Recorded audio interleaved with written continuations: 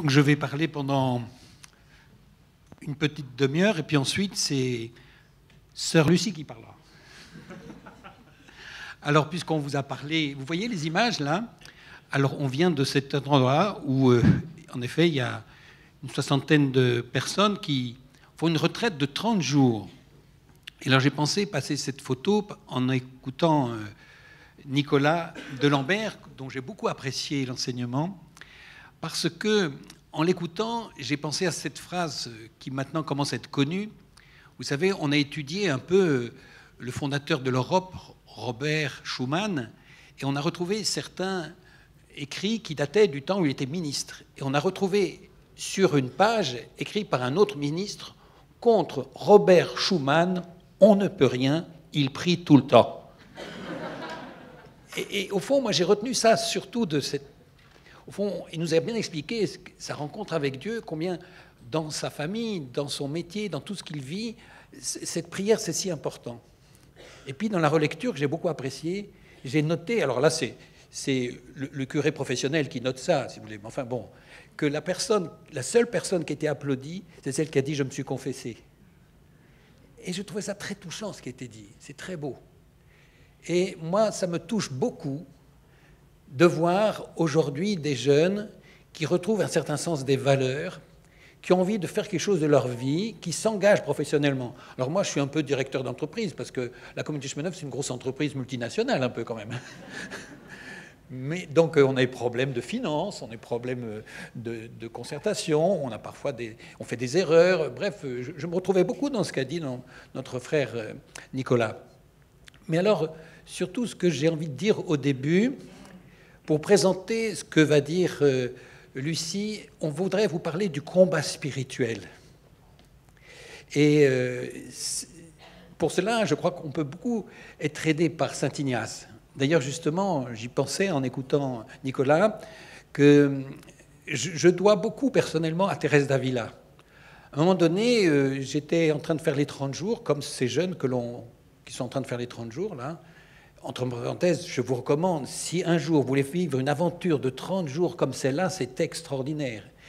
Et notre petite communauté Chemin Neuf, c'est le plus beau cadeau qu'on peut faire à quelqu'un, de faire une retraite d'une semaine, une retraite de 30 jours. C'est extraordinaire. Nous, c'est ce qu'on a de meilleur à donner. Si certains peuvent le vivre, n'hésitez pas.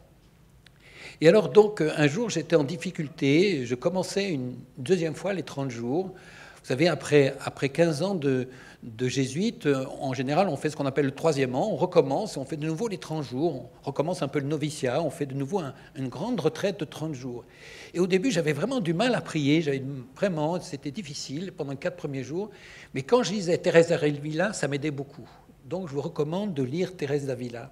C'est vraiment quelqu'un qui enseigne la prière. Et si certains sont à l'aise dans la spiritualité carmélitaine, c'est bien de commencer par Thérèse d'Avila.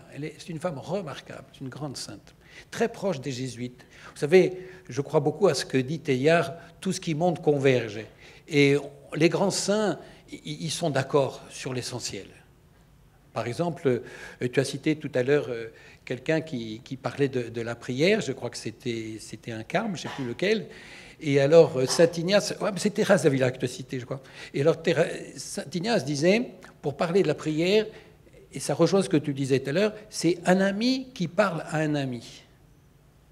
Un ami qui parle à un ami.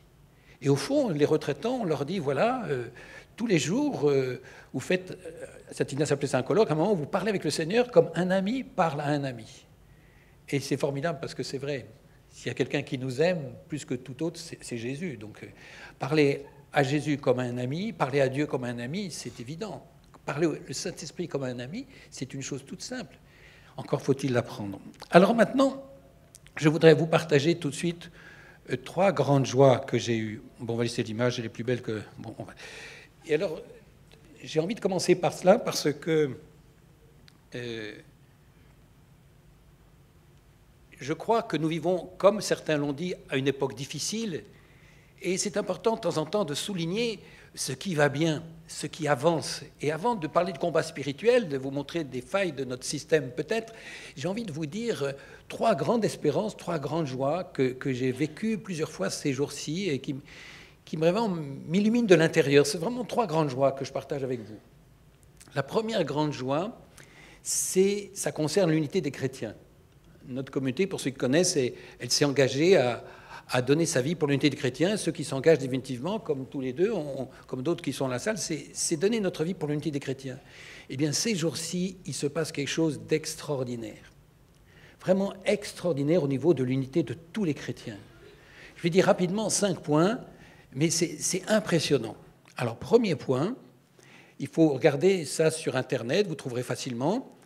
Un jour, ce pape, qui est vraiment décidément un pape assez étonnant au niveau des relations, il a fait passer par un de ses amis anglicans, évêque anglican, un message devant une salle beaucoup plus grande que celle-là. Disons 10 fois plus grande, il y avait presque 3000 personnes qui étaient là. Et alors, ce sont des leaders pentecôtistes, des évangéliques. Pour ceux qui connaissent un peu ce qui se passe dans le monde, vous savez qu'il y a souvent un conflit entre les catholiques et les évangéliques. En France, les évangéliques sont en train de croître beaucoup plus rapidement que les catholiques. On construit en ce moment des églises évangéliques en France, beaucoup moins d'églises catholiques. Bref, l'avenir de la chrétienté, il est aussi, pas seulement, mais aussi entre les catholiques, qui sont à peu près 1,2 milliard, et les évangéliques, qui sont à peu près 750 millions. Eh bien, j'ai été heureux comme tout. J'ai entendu ce pape dire devant... Donc, en gros, c'est 3000 leaders pentecôtistes, chacun représentant une dizaine de milliers d'évangéliques ou de pentecôtistes, dire « le miracle de l'unité est déjà commencé. Le miracle de l'unité est déjà commencé. » Et quelque temps après, toute la salle se lever, faire un standing ovation, applaudir le pape, prier pour lui en disant tout « Bless ». Be blessed, soyez bénis, be blessed, be blessed. Il le bénissait. Alors que moi, j'ai souvent lu, peut-être vous avez lu aussi, dans des ouvrages évangéliques ou pentecôtistes, j'ai beaucoup d'amis parmi les évangéliques et pentecôtistes. Il y en a qui sont membres de notre communauté, d'ailleurs, on est très heureux de ça. Mais que certains disaient, mais Rome, c'est Babylone. Rome, c'est Babylone. Et le pape, c'est l'Antéchrist. J'ai lu ça dans des livres. Donc il y a quelque chose qui change. J'aurais jamais cru de mon vivant, moi, en tant que prêtre, voir des évangéliques debout applaudir un pape. C'est extraordinaire, c'est un petit signe. Vous pouvez le voir sur Internet, c'est magnifique. Deuxième chose, peut-être encore plus importante, encore plus belle. Il n'y a pas longtemps, les 14 patriarches orthodoxes, il y a 14 patriarcats, se sont rencontrés, sans doute à cause de l'Ukraine. C'est ça qui a peut-être facilité les choses, à cause des difficultés de l'Ukraine. Ils ont décidé cette chose étonnante, formidable, pour ceux qui connaissent l'histoire de l'Église depuis 2000 ans, de se retrouver en 2016. La dernière fois qu'ils se sont retrouvés, c'était en 797, tous les orthodoxes. Et ils vont se retrouver pour un concile orthodoxe en 2016. Ils ont décidé cela. Et ça fait 50 ans qu'ils essayent de le faire. Enfin, ils ont décidé la date.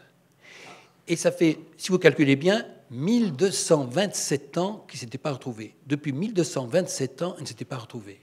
Donc, j'ai de la grande espérance pour tous mes frères orthodoxes. Et je me dis, si eux se retrouvent ensemble, alors on va pouvoir avancer, nous autres catholiques orthodoxes. Parce que si eux font l'unité, nous, avec le pape, on a une certaine unité quand même. Et on peut avancer. Enfin, troisième point important que notre communauté vit de manière très particulière, l'actuel responsable des anglicans, de tous les anglicans dans le monde, donc les épiscopaliens, si vous voulez, il y a surtout des anglicans en Afrique. 90% des anglicans sont en Afrique. La communion anglicane sont en Afrique. Donc le primat, qui est un ami personnel, Justin Welby, nous a invités dans son palais, dans son Lambert's Palace, c'est son Vatican, si vous voulez, à Londres. C'est une grande propriété d'au moins 3 hectares. Et alors, dans son palais, il a invité une fraternité de la communauté Chemin Neuf. Et c'est la première fois depuis 480 ans, presque 500 ans, depuis 480 ans qu'il y a une catholique, c'est notre sœur qui est polonaise, qui est présente là tous les jours. Ça, c'est des petits signes, mais c'est très important. Et là, on vit avec eux au quotidien, on habite à côté de Justine, on prie avec lui, on est de la même fraternité, c'est magnifique. Il y a des rapprochements qui se font, on n'en parle pas beaucoup. Cette vidéo dont je vous parle, vous n'en avez sans doute pas encore entendu parler, mais c'est magnifique ce qui se passe. Alors, j'ai parlé des orthodoxes, j'ai parlé du rapprochement entre les catholiques et les évangéliques, je vous ai parlé des anglicans, Mais il s'est passé quelque chose d'extraordinaire en 1999. C'était extraordinaire. Depuis 482 ans, les luthériens et les catholiques, en gros les protestants et les catholiques, étaient divisés pour la question de la justification. Et voilà qu'ils se sont mis d'accord. Ils se sont mis d'accord. Et ça a été signé en 1999. Comme disait si bien dans cette émission qu'il faut tous voir de Tony Palmer, qui est un ami du pape, donc cet évêque anglican, « The protest is over. The protest is over. » Il n'y a plus à protester, on est d'accord.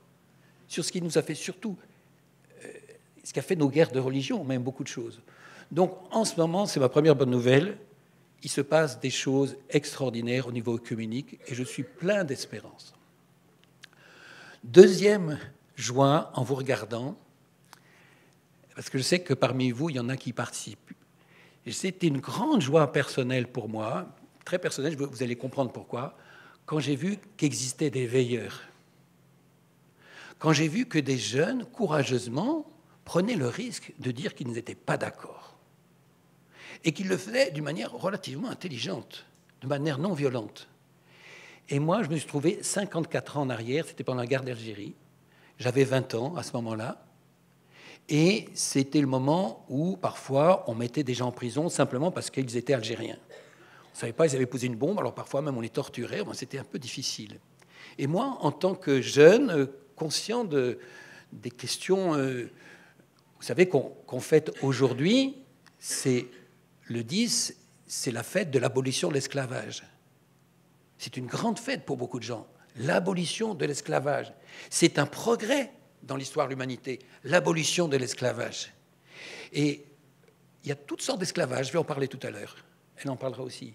Dans nos métiers, il y a parfois une forme d'esclavage. Mais pensez que... Alors donc, moi, j'ai manifesté à cette époque-là, j'avais 20 ans, j'ai fait un peu comme eux, j'ai participé à une manifestation non violente, je me suis trouvé en prison, j'ai passé une nuit en prison. Mais c'est peut-être une des nuits qui m'a le plus marqué de toute ma vie. Parce qu'au cœur de cette prison, à un moment donné, on a pris un moment de silence. Donc j'avais 20 ans, c'était pendant la guerre d'Algérie. Et les gardiens de la prison ouvrirent leurs portes. Et le capitaine, qui était responsable de la prison, le commandant, il est venu nous voir en disant « Écoutez, moi je fais mon métier, on me demande d'arrêter les gens. » Et nous on dit « Mais celui qui animait a dit « Mais on comprend très bien, vous faites votre métier.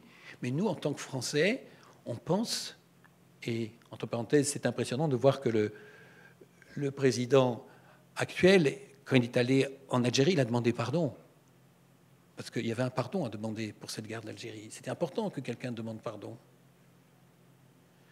Peut-être qu'un jour, par rapport à la famille, d'autres pourront dire pardon aussi. Voilà, je suis heureux de voir qu'aujourd'hui, des gens, des jeunes comme vous s'engagent dans leur métier, dans leur vie professionnelle. Nicolas, c'est un exemple d'engagement dans sa vie professionnelle, au cœur de sa vie professionnelle. Et à mon avis, il ne peut tenir que par la prière.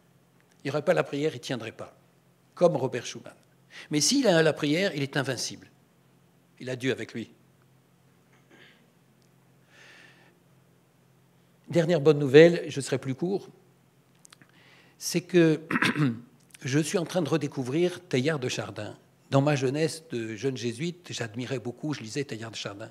Puis j'avais plus relu, et puis ces derniers temps, je l'ai relu. Et puis, étant donné ce qui se passe en ce moment dans le monde scientifique, vous savez, tout ce qui se passe autour du Big Bang, vous savez, cette nouvelle extraordinaire, mais vraiment extraordinaire, c'est-à-dire qu'on est arrivé à capter les premières radiations gravitationnelles, si vous voulez, c'est dans les premières, même pas millièmes de seconde, 10 millionièmes de seconde, c'est 10 puissance 23. La première, c'est tout petit, c'est un tout peu de temps. En tout peu de temps, c'est l'explosion, ou plutôt c'est l'inflation, c'est la naissance de l'univers. Avant, il n'y a rien. Ni d'espace, ni de temps, rien. Et cette petite chose venue de nulle part, mais pour moi, excusez-moi, c'est le Saint-Esprit, c'est l'Esprit créateur, et qui fait avec une puissance d'éflagration énorme, c'est une puissance extraordinaire, en quelques secondes, des milliards de kilomètres. Alors là, quand je lis Teilhard, je comprends mieux ce qu'il a voulu dire et pourquoi il était persécuté sur le mystère de l'évolution, que notre monde est en évolution et que ce que dit l'Apocalypse, l'alpha et l'oméga, et ce que dit saint Paul en disant que nous sommes corps du Christ, c'est vrai, c'est vrai, c'est vrai. Et je comprends mieux, et c'est une découverte pour moi ces mois-ci, pourquoi notre communauté de chemin neuf est tout à fait dans ce sens-là. Par exemple, Teilhard dit A plus B plus C, la somme, c'est plus. Le tout est plus que la somme. Et alors, par exemple, je mets ensemble le fait que nous soyons ici de différentes spiritualités. J'ai rencontré tout à l'heure mon frère de l'Emmanuel. J'ai entendu ce frère qui parle si bien de la spiritualité carmélitaine et on comprend que ça l'a formé, vraiment. On sent qu'il est formé par ça. Et moi, je vous parle de Saint Ignace. Eh bien, ensemble, nous sommes l'Église. Dans notre communauté, nous vivons des hommes, des femmes, des couples, des célibataires. C'est complexe. Et Teilhard explique que plus les choses sont complexes, plus la croissance va dans la complexification. Et plus il y a complexification, plus il y a de chances d'arriver à quelque chose de meilleur. Alors j'ai une grande joie, je comprends mieux ce que nous vivons. Et pour moi, c'est une découverte, si vous voulez, cette fois-ci intellectuelle, de découvrir à quel point nous sommes au cœur de l'histoire aujourd'hui. Et que vous, dans ce que vous vivez aujourd'hui, vous êtes au cœur de l'histoire. Vous êtes dans l'axe. L'axe, c'est chercher la justice. L'axe, c'est la fraternité. L'axe, c'est la prière. Voilà, ce matin, j'étais plein de joie en entendant tout ce qui a été dit. Même dans les sketchs, c'était sympa. Alors maintenant, j'introduis notre sœur, et comme ça, elle pourra parler. Alors, Saint Ignace, justement, c'est en ce moment, on est en train de prier ça, pendant les 30 jours, il essaye de montrer qu'il y a 3 grandes tentations qui rejoignent tous les hommes et toutes les femmes. Et ces grandes tentations correspondent justement aux tentations de Jésus dans le désert. Vous connaissez ce texte. Ces 3 grandes tentations sont l'argent. Ah, je vais choisir un métier où je peux gagner beaucoup plus d'argent. Le sexe, ou la relation, ou, disons, le look, ou disons, le paraître. Chacun est obligé de se situer par rapport à l'argent, chacun est obligé par rapport au sexe. Nous sommes tous des êtres sexués. Comment on se situe par rapport à son sexe? Et troisièmement, le pouvoir. Le pouvoir. Et ces 3 tentations, 1, 2 et 3, sont utilisées par l'adversaire pour nous faire tomber. C'est classique. C'est l'histoire de la tour de Babel. Et aujourd'hui encore, nous construisons des tours de Babel. Il ne faut pas s'étonner si ces tours de Babel un jour explosent. Les 3 immenses immeubles aux États-Unis, c'est le capitalisme. Mais de l'autre côté, les immeubles staliniens, c'est encore le besoin de dominer, du pouvoir. Et au cœur de Lyon, moi j'ai vu peu à peu la Part-Dieu monter là. Notre communauté était au balcon, là, on a vu ça grandir, on était monté de chemin neuf, c'est une très belle vue, c'est la même colline qu'ici, on a vu peu à peu grandir cet immense gratte-ciel de la Part-Dieu. Et puis ce fut l'échec, ce fut le scandale financier. On a dû, nous, contribuables, tous payer pour récupérer cette erreur financière, ce scandale. Donc le danger de ces colosses aux pieds d'argile qui finissent par s'écrouler, le danger du pouvoir. Alors, pour être rapide, je vais faire ça.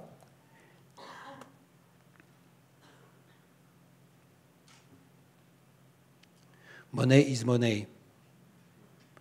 Voilà. Alors voilà, il faut que je grandisse. Et ça, c'est bien de vouloir réussir. C'est bien de vouloir progresser dans l'échelon social. Mais voilà, ça finit par descendre, hein, quand même.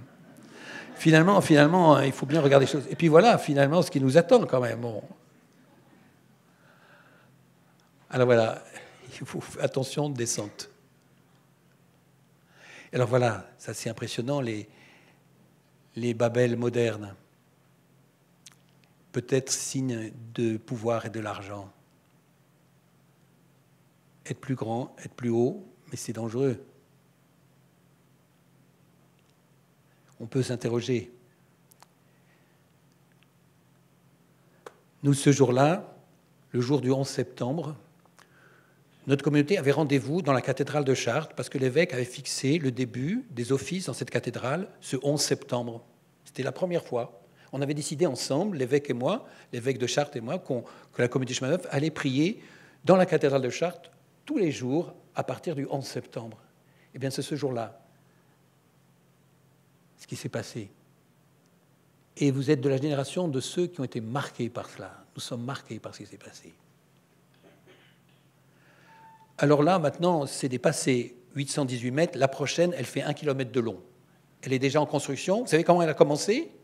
Dimanche dernier. Dimanche dernier, un dimanche, c'est bien commencer à travailler un dimanche. Dimanche dernier, on a commencé à construire la plus grande édifice mondial qui aura 1 km de haut. Là, c'est seulement 818. Vous voyez, c'est pas beaucoup. Hein. La petite tour Eiffel, c'est ridicule à côté. Hein. Alors, la part Dieu, voilà, c'est en face de chez vous. La part de Dieu, c'est vouloir prendre la part de Dieu, c'est gratter le ciel. Vous voyez, c'est un peu, ça peut être...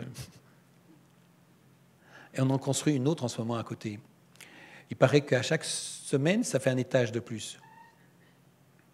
Et alors voilà un autre coup du pouvoir représenté par Staline, le grand Staline, ou bien Hitler, le grand Hitler. Et puis voilà, bien sûr aussi, d'autres édifices où il s'agit de grandir, de dominer. On peut s'interroger, parce que finalement, c'est souvent la chute.